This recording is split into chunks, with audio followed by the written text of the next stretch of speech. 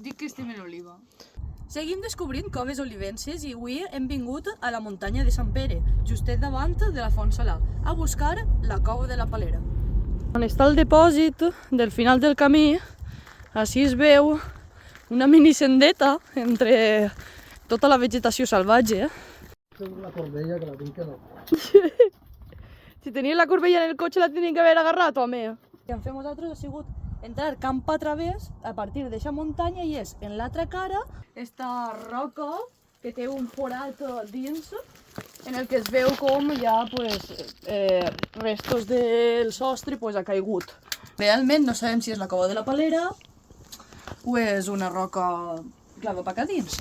Des de fora no s'aprecia del tot que n'hi hagi una cova, però una volta ja vas acostant-te i veient que vas baixant nivells. Oliva té de tot.